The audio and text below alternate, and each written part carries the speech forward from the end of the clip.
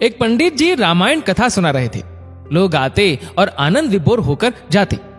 पंडित जी का नियम था, रोज कथा शुरू करने से पहले आइए हनुमान जी विराजिए कहकर हनुमान जी का आह्वान करते थे। फिर 1 घंटा प्रवचन करते थे। वकील साहब हर रोज कथा सुनने आते। वकील साहब के भक्ति भाव पर एक दिन तर्कशीलता हावी हो गई। उन्हें लगा कि महाराज रोज आइए हनुमंत जी विराजिए कहते हैं, तो क्या हनुमान जी सचमुच आते होंगे? अतः वकील साहब ने पंडित जी से पूछ ही डाला, महाराज जी आप रामायण की कथा बहुत अच्छी कहते हैं, हमें बड़ा रस आता है, परंतु आप जो गद्दी प्रतिदिन हनुमान जी को देते हैं उस पर क्या हनुमान जी सचमुच विराजते हैं? पंडित जी ने कहा, हाँ, ये मेरा व्यक्तिगत विश्वास है कि राम कथा हो रही हो तो हनुमान जी अवश्य पधारते हैं। वकील ने कहा, महाराज ऐसे बात नहीं बनेगी। हनुमान जी यहाँ आते हैं इसका कोई सबूत दीजिए।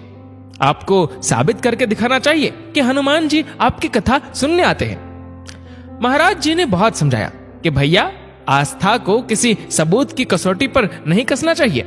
ये तो भक्त और भगवान के बीच का प्रेम रस है, व्यक्तिगत श्रद्धा का विषय है। आप कहो तो मैं प्रवचन करना बंद कर दूं या आप कथा में आना छोड़ दो। लेकिन वकील नहीं माना। वो कहता ही रहा कि आप कई दिनों से दावा करते आ रहे हैं, ये बात और स्थानों पर भी कहते होंगे, इसलिए महाराज आपको तो साबित करना होगा कि हनुमान जी कथा सुनने आते हैं। इस तरह दोनों के बीच वाद विवाद होता रहा। मौखिक संघर्ष बढ़ता चला गया।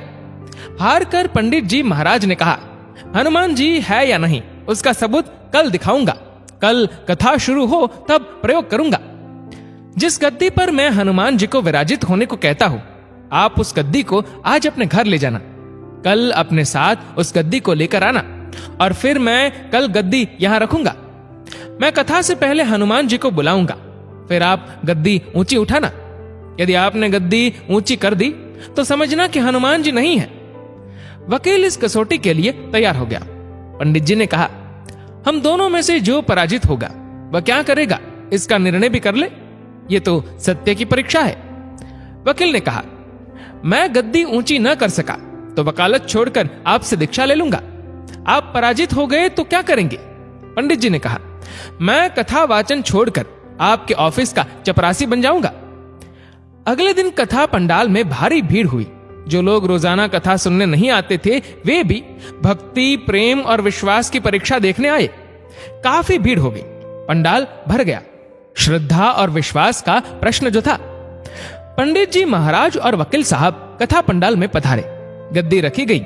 पंडित जी ने सजल नेत्रों से मंगलाचरण किया और फिर बोले, आइए हनुमान जी विराजिए। ऐसा बोलते ही पंडित जी के नेत्र सजल हो उठे। मन ही मन पंडित जी बोले, प्रभु आज मेरा प्रश्न नहीं बल्कि रघुकुल रीति की परंपरा का सवाल है। मैं तो एक साधारण जन हूं, मेरी भक्ति और आस्था की लाज रखना। फिर वकील साहब को निमंत्रण दिया गया, आइए गद्दी ऊंची कीजिए।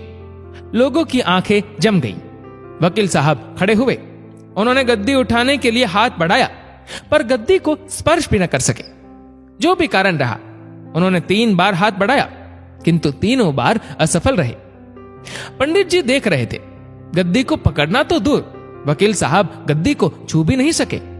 तीनों बार वकील साहब पसीने से तरबतर हो गए। वकील साहब पंडित जी महाराज के चरणों में गिर पड़े और बोले, महाराज गद्दी उठाना तो दूर, मुझे नहीं मालूम कि क्यों मेरा हाथ भी गद्दी तक नहीं पहुंच पा रहा है, अतः मैं अपनी हार स्वीकार करता हूं। कहते हैं कि श्रद्धा और भक्ति के साथ की गई आराधना में बहुत शक्ति होती है। मानो तो देव नहीं तो पत्थर। प्रभु की मूर्ति तो पाषाण की ही होती है, लेकिन भक्त के भाव से उसमें प्राण प्रतिष्ठा होती है तो प्रभु विराजते हैं। दोस्तों, आपके इस वीडियो के बारे में क्या राय है नीचे कमेंट करके जरूर बताएगा। और अगर आपको वीडियो अच्छा लगा हो तो वीडियो को लाइक करेगा, शेयर करेगा ज्यादा से ज्यादा लोगों तक। और ऐसे ही और भी इंस्पिरेशनल वीडियोस के लिए सब्सक्राइब करें हमारे यूट्यूब चैनल को और फेसबुक पर फॉलो करें हमारे पेज को। धन्यवाद।